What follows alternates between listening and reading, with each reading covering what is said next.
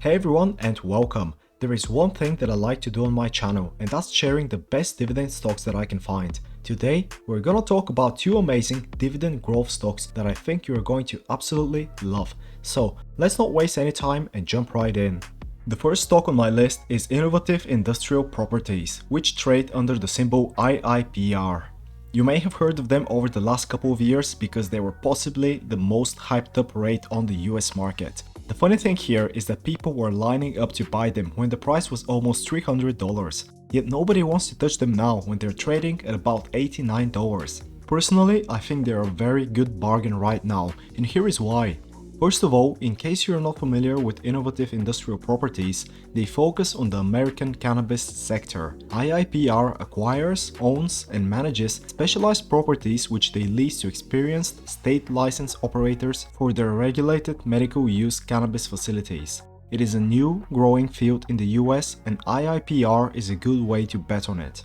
The American cannabis sector is projected to show a double-digit annual growth over the next few years, despite the problematic economic conditions, so that is one reason why I am long-term bullish on IIPR.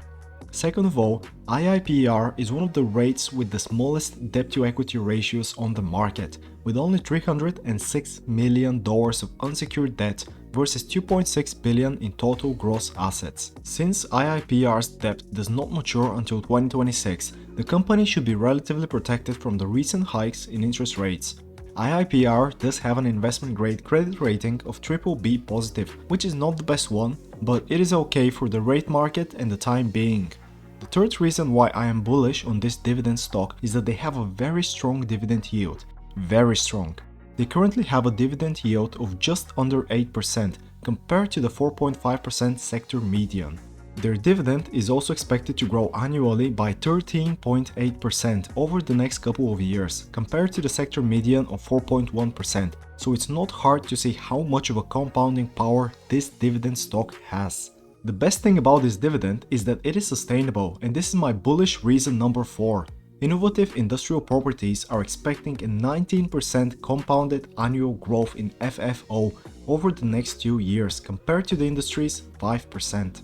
The same thing applies to their revenue, with an expected annual growth of 35.3% compared to the industry's 9.5%. Add all of these to the fact that IIPR is currently trading at its lowest level since the start of COVID, and you get a very attractive investment opportunity. Obviously, there are some caveats. IIPR recently had a tenant problem with King's Garden and Vertical, which amounted for 3% of their rent for the first 9 months of 2022. And this is probably the reason why IIPR has taken a bit of a hit in terms of stock price. Plus, the American cannabis industry is still very young, so nobody really knows how it will progress during the likely economic slowdown over the next 1 or 2 years. However, I think that the risk-reward ratio here is very attractive. Like I said, the all-time high for the IIPR stock was at around $300, and they are currently trading at about $89, which is a roughly 70% drop. Plus, it looks like the stock has established a bottom at around $90, although the lowest support I can see is at about $68. Honestly, stocks like this one really remind me of what Peter Lynch said about the dot-com boom. You had all of these hotshot tech stocks that had sky-high valuations during the boom, then they dropped so much once the hype went away that they literally became value stocks. I think we are seeing the exact same thing here, and I will be loading my bags over the next couple of weeks. Again, I want to stress that this is definitely not a safe bet. The stock price may drop further down to as low as $68. The sentiment is really low right now, and investors seem to be a bit scared of entering the stock. But, like Warren Buffett says, be greedy when others are fearful. The payout here could be big over the long term, maybe 1, 2 or 3 years ahead, and you could also be bagging a very high dividend yield, which grows way faster than the rest of the industry. Finally, IIPR will be releasing their earnings after market close on the 27th of February, so mark the date, keep an eye on the news, and keep an eye on the stock price. The second stock we're looking at today is Broadcom, which trade under the symbol AVGO. For those of you who are not familiar with the company, it designs, develops and supplies semiconductor and infrastructure software solutions worldwide. It really is a massive company with a market cap of $254 billion, revenue of $33.2 billion, and net income of $11.5 billion over the last year. You may be thinking massive companies like Broadcom are slow growers, lazy dividend payers, and so on, but that's not actually the case here. Broadcom's EPS is expected to grow annually at about 12.5% over the next 3 to 5 years, which is roughly the same as the median for the IT sector of 13%. Given its forward adjusted PE ratio of 14.9, this gives us a PEG ratio of 1.19, which is lower than the sector median of 1.66. The good thing about the growing earnings is that also gives Broadcom the chance to grow its dividend. Broadcom currently pay a 3% forward dividend yield compared to the sector median of 1.7, and that's expected to grow by about 10.6% annually over the next 2 years, while the sector's median dividend growth is expected to be only around 8.3%. Obviously, above average dividend yield and above average dividend growth can be a very powerful combination, so Broadcom gets a lot of bonus points in my personal ranking. Broadcom also runs an extremely profitable business. The margins here are honestly amazing. The gross margin is 75.1% compared to the sector median of 48.9% and Broadcom's 5-year average of 70.9%. The levered free cash flow margin is 38.9% compared to the sector median of 6.8%. It has gone down a bit though, since Broadcom's 5-year average is 43.1%, but it is still incredibly high for the sector. The same thing can be said for the net income margin of 34.6%, compared to the sector median of 3% and their 5-year average of 26.4%. It is pretty easy to see the bullish case for the Broadcom stock here. The business is probably one of the most profitable I've ever seen.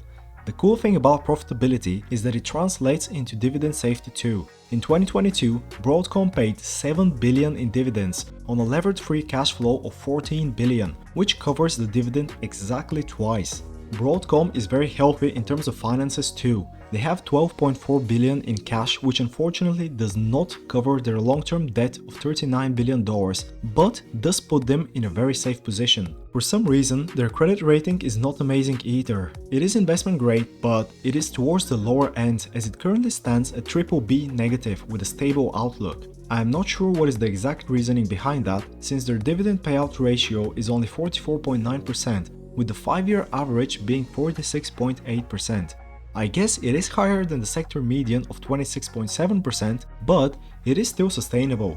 Plus, the earnings expectations consensus for Broadcom keep rising, which is typically a very good sign. Analysts are a bit mixed, but the majority have done upward revisions for Broadcom's 2023 earnings and revenue. Overall, I'm feeling very bullish on Broadcom given everything we have looked at so far. However, there are some caveats. One of them is the fact that Broadcom are currently trying to acquire VMware. I am not a mergers and acquisitions expert, but it does seem like the deal can be very beneficial for Broadcom. Unfortunately, the deal is being scrutinized by antitrust regulators in the US, UK, Europe and China, and it is looking increasingly likely that the deal may fail. The big question here is whether the deal failing has been factored into the analyst expectations that we have just looked at. If it hasn't been and the deal is shut down, then we may see a big adjustment in expected revenue and earnings. In all fairness, it really shouldn't be that big of an adjustment, seeing as VMware only had a net income of $1.4 billion over the last 12 months. But, again, I am not an expert in mergers and acquisitions. The second big caveat with Broadcom is that Apple is looking to replace some or all of the Broadcom Wi-Fi Bluetooth RF chips that it uses by 2025 with chips Apple creates in-house. The reason why this is problematic is very simple. Apple accounts for 20% of Broadcom's revenue, or about $7 billion. Reducing that would inflict a massive hit on Broadcom's top and bottom lines, which can honestly be a massive issue for Broadcom. The good thing here is that there are some speculations floating around that Apple is simply using this to get a better deal out of Broadcom, since their current supplier agreements end in the middle of this year. Ironically, when these agreements were signed in 2019 and 2020, Apple had the intention of moving away from Broadcom in 2023. Now they've stated 2025, so who knows? The other thing is that the switch won't happen for another 2 years, and a lot can happen in that time frame. Plus, Apple had similar intentions with replacing Qualcomm's chips back in 2019, and 4 years later they still haven't really managed to do that, so I'm not sure how much I trust Apple over this one. Basically, given everything that we've talked about so far, Broadcom seems like a great pick to me. The only thing that is bugging me here is the valuation. Broadcom was trading at a very good price during October, when the price hit a low of $427, but it has come up by 40% since then and now trades at $608. Generally speaking, Broadcom is trading slightly above its 5-year average when it comes to virtually all of its valuation ratios, so I don't think we're actually getting the best deal right now. Naturally, this begs the question, is it worth buying Broadcom today, or should we wait for a better price? Now, every single financial advisor will tell you that you should avoid timing the market, and I tend to agree. However, the stock is obviously priced relatively high, so I want to spread out my purchases. Unlike IIPR, which I think is at a great price right now and is worth committing to, I will start building a position in Broadcom slowly over the next few months. Given that Broadcom's next earnings call is on the 2nd of March, it may actually be worth waiting until then before starting to build a position. Broadcom has gone up by 16% since their last earnings call in December, so there may be some positive expectations baked into the price, so make sure to monitor the news over the next few weeks. So, that's it from me for today. Innovative Industrial Properties and Broadcom are two very strong stocks in my opinion, and I think they definitely deserve some attention. I hope you liked the video, please leave a like if you did, leave a comment, share it with your friends and so on. Thank you for watching and I will talk to you again soon.